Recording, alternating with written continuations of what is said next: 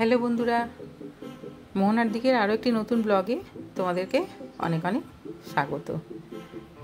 আর আজ আমি বানাচ্ছি গাঁটি কচু দিয়ে চুনো মাছের ঝাল। তো প্রথমে আমি চুনো মাছগুলিকে ভালো করে ধুয়ে নুন হলুদ মাখিয়ে রেখে দিয়েছিলাম। এবার এগুলিকে তেল গরম করে লাল লাল করে ভেজে নিতে হবে। আর চুনো মাছগুলি বেশ ফ্রেশ ছিল, এর মধ্যে পুঁটি মাছ আছে আর মৌরলা মাছ আছে, আর সাইজটাও বেশ ভালো।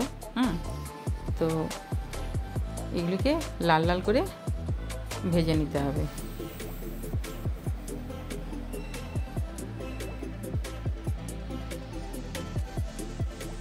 আর আঁচটা মিডিয়ামে রেখেই ভাজতে হবে, তা না হলে কিন্তু এগুলো তলায় ধরে যেতে পারে। তলায় ধরে যেতে পারে মানে পুড়ে যেতে পারে না, এগুলি তলায় তখন লেগে যাবে। সেই জন্য মিডিয়াম আঁচেই মাছগুলিকে ভেজে নিতে হবে। তারপরে এই যে মাছটা লাল লাল করে ভাজা হয়ে গেছে, এবার মাছগুলি তুলে রেখে দিচ্ছি।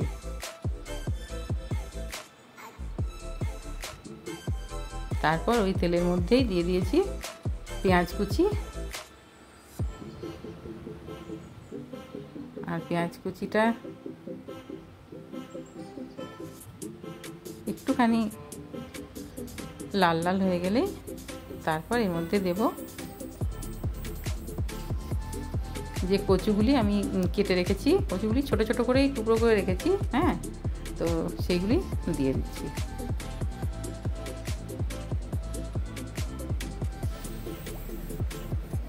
দিয়ে তারপর এটাকে একটু ভাজা ভাজা করে নিতে হবে হলুদ গুঁড়ো আর নুন দিয়ে।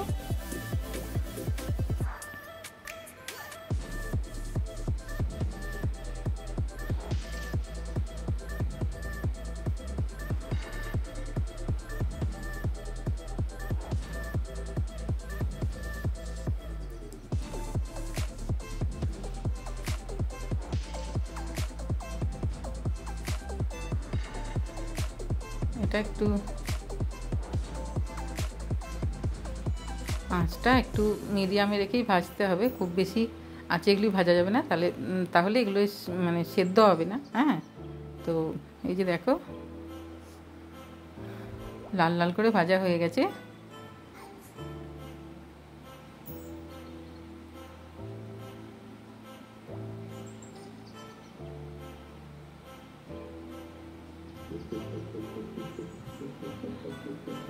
এবার এর মধ্যে জল দিয়ে দিলাম, খুব বেশি জল দিতে লাগবে না, তবে কচুটা যেহেতু সেদ্ধ হওয়ার ব্যাপার আছে, সেই জন্য জল দিয়ে চাপা দিয়ে দিয়েছিলাম। এবারে ওই 6-7 মিনিট মতো এটা রান্না করেছি। তারপর দেখো কচুটা সুন্দর সেদ্ধ হয়ে গেছে। কচু যদি ভালো থাকে তাহলে কিন্তু সেদ্ধ হওয়ার কোনো অসুবিধা নেই, কিন্তু কচু অনেক সময় কি হয় একটু লালচে হয়ে যায় কি পুরনো হয়ে যায়, তখন এগুলি সেদ্ধ হতে একটু অসুবিধা হয়।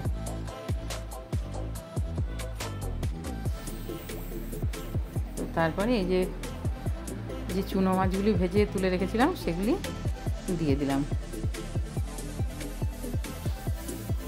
দিয়ে কচুর সঙ্গে মাছটাকে একটুখানি কিছুক্ষণ কুক করে নিতে হবে।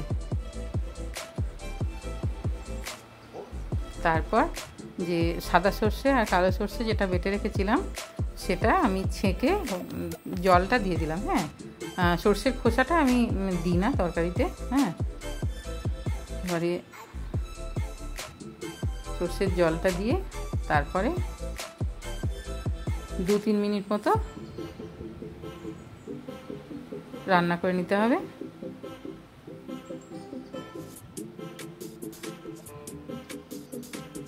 তারপর এর মধ্যে দিয়ে দিলাম 1/2 চামচ চিনি,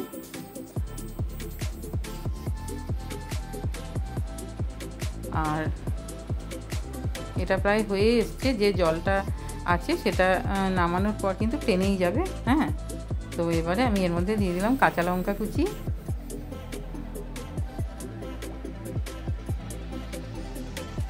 আর সর্ষে বাটার সঙ্গে 2 শুকনো লঙ্কা বাটা ছিল। আর কাঁচা লঙ্কা কুচিটা দিলাম, এটা একটু ঝাল ঝাল হবে। আর লাস্টে যে ধনেপাতা কুচি ছড়িয়ে তারপর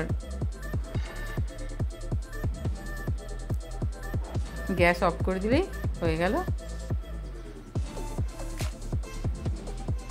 গাঁটি কচু দিয়ে চুনো মাছের ঝাল। আর যারা কচু পছন্দ করে তাদের জন্য এটা দারুণ টেস্টি একটা রেসিপি।